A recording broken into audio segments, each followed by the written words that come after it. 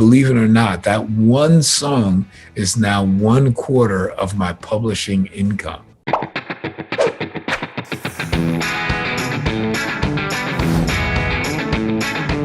So this is a song called Dance, Dance, Dance, Yowza, Yowza, Yowza. This is the very first hit single that Chic ever produced. Not the first song we ever recorded, but the first song that ever made the radio and made the charts. I love this song. It was the beginning of my career. Le Freak. Wow. The great thing about Le Freak was we were invited to Studio 54 by Grace Jones herself. And somehow we couldn't give the right password to get in.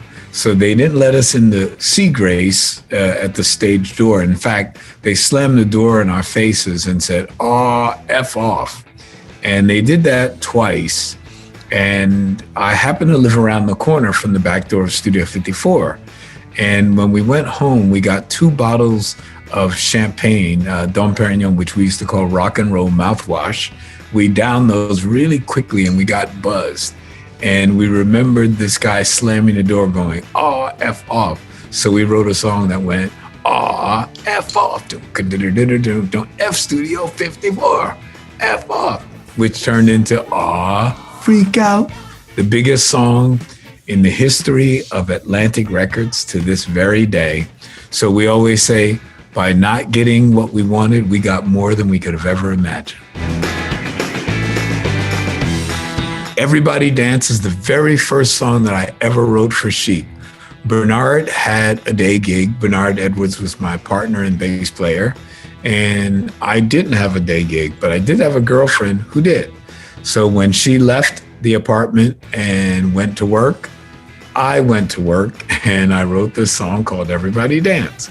Everybody Dance is really the official beginning of our careers because a good friend of ours who was the engineer was also a DJ. He took that record and he spun it successfully at his club for a few weeks, and Everybody Dance turned into an underground phenomenon. It was just the hottest thing in New York City, and Spike Lee captures it in his film called The Summer of Sam. I guess he was at the right age at the right time when that song came out. Good Times is probably one of the most important Chic songs to me. It came out in the summer of '79 where we actually had 2 #1 Billboard pop singles. Good Times was, I don't like to say it's the unofficial beginning of hip hop, but it had so much to do with the foundation of hip hop because I remember Debbie Harry and Chris Stein from Blondie taking me to what they called a hip hop. And there were a line of DJs, and the only music that was played for about 4 hours was the breakdown of Good Times. And this line of DJs all had rhymes that went to Good Times. And the next thing I know, Rapper's Delight came out a few weeks later as a single, which features many elements from Good Times. In fact, they actually sample our strings and put it on their record. We Are Family is, in a unique way, the most successful single song that the Chic organization has ever produced. When I wrote We Are Family, I got the concept of the song years before I met Bernard Edwards and years before I met Sister Sledge. I got the concept by going to Woodstock and seeing a group called the Children of God. The Children of God, believe it or not, you know, when you go back and you look at the original film of Jimi Hendrix playing Woodstock, you'll see a guy on stage playing congas. The conga player is a guy named Gerardo Velez, who wound up playing with Chic for many, many years. Well, his sister was the lead singer of the Children of God. I went really mainly to see the Children of God, and they had a song called Do What You Want to Do. And I thought that they had this little passageway, this chordal passageway in Do What You Want to Do that was so cool that I knew that one day I'd find the right song to to stick it in. And that right song, many, many years later, became We Are Family. And even when I play it for people from the Children of God, they go, I don't hear it. I go, what do you mean you don't hear it? It's like, because they put it in a completely different spot. But to me, this was the turnaround. Whereas in their song, it's part of just the regular lick. But yeah, We Are Family has now sort of dwarfed every song that I've ever written, even though Le Freak is by far the biggest selling single. We Are Family, because of its usages in other films and video games and things like that, is, believe it or not, that one song is now 1/4 of my publishing income. In a life of many, many groundbreaking moments, Like a Virgin is one of the biggest groundbreaking moments.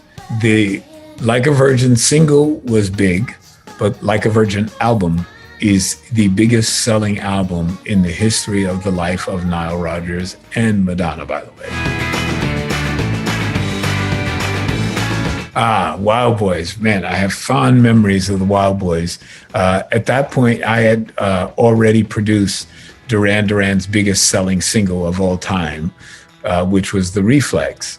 But one thing I noticed is that when we were doing the Wild Boys, or after The Reflex, I started to read the English press about Duran Duran, and they sort of were getting a bad rap. They were like, these cute boy bands and blah, blah, blah. And I was like going, no, they're much more than that. They are deeply committed to their instruments. They want to get better as players. They want to get better at expressing themselves. So I used the Wild Boys as a single to show another element of Duran Duran, another side of Duran Duran. I wanted them to be thought of more like U2, like a more experimental type of band that just happened to come up with pop hits every now and then. And the Wild Boys gave me that opportunity. It was phenomenal the way that we constructed it and put it together. And I am super, super proud of the Wild Boys. And I wish that it were one of those singles that were as big as like a Virgin or We Are Family, because I think that it showed that Duran Duran were not just cute boys that could just do Her Name is Rio and Girls on Film. That they could do something as avant-garde as the Wild Boys and still make it to the top of the pop charts. Wow. Let's Dance is probably the single biggest life shift in my career, because prior to doing Let's Dance, I had 5 failures in a row. And that was odd for me because my first album was a hit and every single record was a hit up until Diana Ross. I had never had any failures. Everything was a hit. So to now have Diana Ross, do the biggest album of Diana Ross's life, and then now after that, I can't get arrested until I meet David Bowie in 1982, some 2 years later. And he's down in the dumps because he's dropped from his label. I'm down in the dumps because I know that I'm about to get dropped from my label. And it was just he and I against the world. And that feeling of we can rescue each other was so important to me. Now, maybe he might not have felt like that, but I certainly did, because I had fewer lanes open to me than David did. So I knew that Let's Dance had to be a success, even though when I started out, I didn't want it to be a success. I thought a failure with David Bowie would give me more credibility than a hit record with Diana Ross, simply because it was a big, white, iconic rock and roll artist. And up until then, I had only done mainly R&B artists, and the only white artists that I did at that time were very pop, like Madonna and, and Duran Duran. In Excess was a little bit more avant-garde, But Bowie was, I call him the Picasso of rock and roll, much to his chagrin. He hated me saying that, but that's how I used to see him. But it really changed my life's pattern. And what's funny is that after I did Let's Dance, so I had nothing but flops before that for a period of 5 records. After Let's Dance, I had nothing but hits. Get Lucky was really awesome because right where I'm sitting talking to you now, I was sitting talking to Guimond and Thomas. They had come over to my apartment and they wanted to play some demos for me. So I'm sitting here at my dinner table, and before they could play anything, they explained the concept of the album to me. Daft Punk visually and what they represented musically was incredibly futuristic. And they said to me, and these were almost the exact words, as a matter of fact, this is verbatim. They said that, Nile, we want to do an album as if the internet never existed. And I went, whoa, really? I said, they said, yeah. I said, don't even play those demos for me. I'll meet you at the studio. I didn't even need to hear anything. I was like going, I don't need to hear records before I play them. Just when it's time to go, let's go. So I'm the only composer that's got 3 songs on that album. And I did all 3 of my songs in less than a couple of hours. When I got down to Electric Lady, which is where Chic recorded our first single, Dance, Dance, Dance, Yowza, Yowza, Yowza, I said to Thomas, I said, you realize that you're standing in the exact same spot Bernard was standing in when we cut Yowza, Yowza. And he went, what are you talking about? You guys did all your records at the power station. I said, no. We did all of our albums at the power station, but our first record deal was a singles deal. So we only wrote 2 songs. And one of them was Dance, Dance, Dance, and the other one was Sao Paulo. Bernard was standing right there when we played Dance, Dance, Dance. Thomas said to me, wow, how did you make Chic records? I said, well, let me show you. All of that music that you're playing for me, turn everything off but the drums and let me play.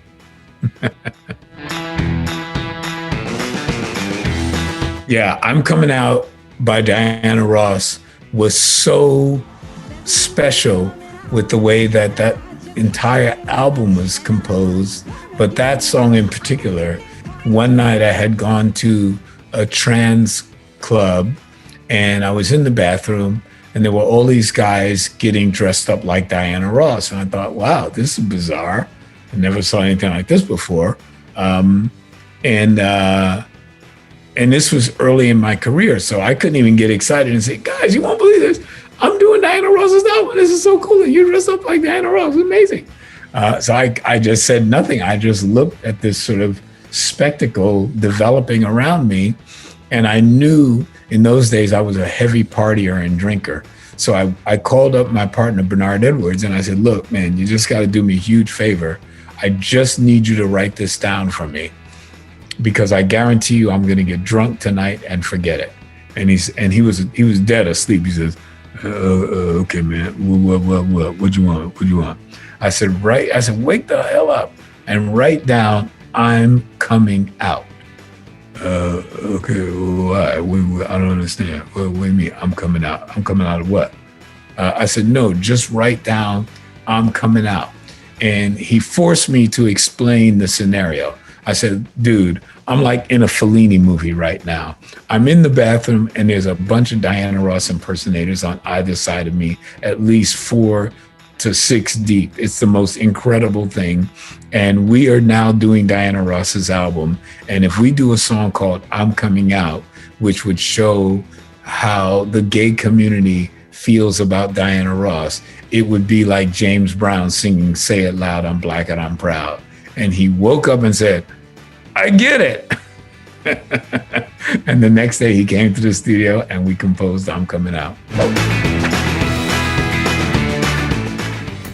Radio.